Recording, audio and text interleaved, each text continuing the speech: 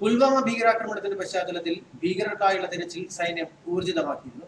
കൂടാതെ ഇന്നലെ ഏറ്റുമുട്ടലും ആരംഭിച്ചതാണ്.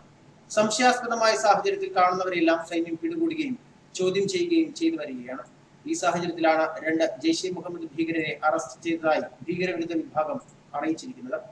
ഭീകര സംഘടനകളിലേക്ക് ആളുകളെ ചേർക്കാൻ ശ്രമം നടത്തി വരുന്നവരാണ് ഈ അറസ്റ്റിലായ രണ്ടുപേരുമെന്നാണ് ഉത്തർപ്രദേശ് DGP അറിയിച്ചിരിക്കുന്നത്.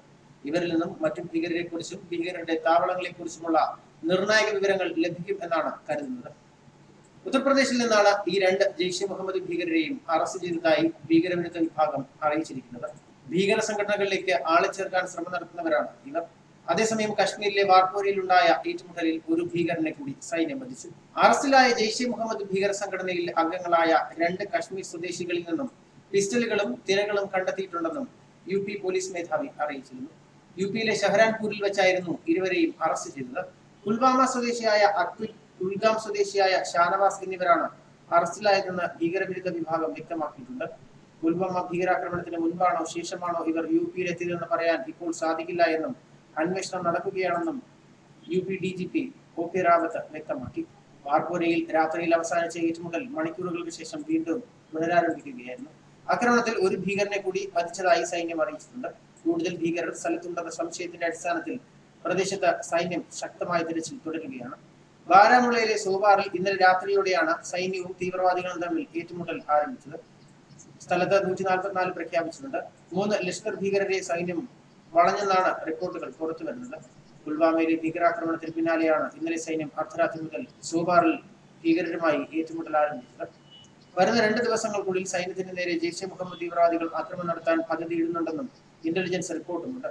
കഴിഞ്ഞ ദിവസം പുൽവാമയ്ക്ക് സമീപം ഭീകരവാദികളും സൈന്യവും തമ്മിലുണ്ടായ ഏറ്റുമുട്ടലിൽ 2 ഭീകരരെ സൈന്യം വധിച്ചിരുന്നു.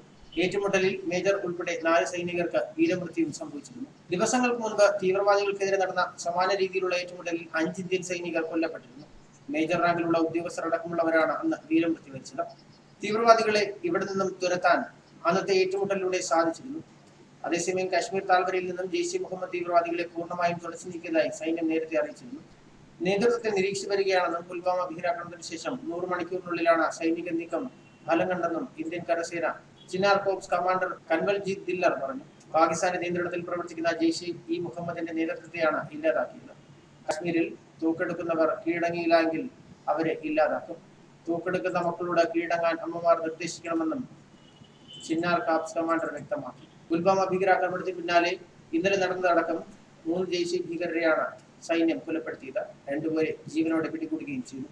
ഏറ്റുമുട്ടലിൽ 4 സൈനികരും ഒരു കാശ്മീർ പോലീസ് കോൺസ്റ്റബിളും കൊല്ലപ്പെട്ടു. ഫെബ്രുവരി 14 വ്യാഴാഴ്ചയാണ് പുൽവാമയിൽ സൈനികരുടെ വാഹന വ്യൂഹത്തിന് നേരെ ഭീകരാക്രമണം ഉണ്ടായത്. 40 സൈനികരാണ് സംഭവത്തിൽ കൊല്ലപ്പെട്ടത്. ഈ ആക്രമണത്തിന്റെ സൂത്രധാരൻ എന്ന് കരുതപ്പെടുന്ന പാകിസ്ഥാൻ സ്വദേശിയായ കമറാൻ ഉൾപ്പെടെയുള്ളവരെയാണ് സൈന്യം വധിച്ചത്. ന്യൂസ് ഡെസ്ക് മലയാളി വാർത്ത.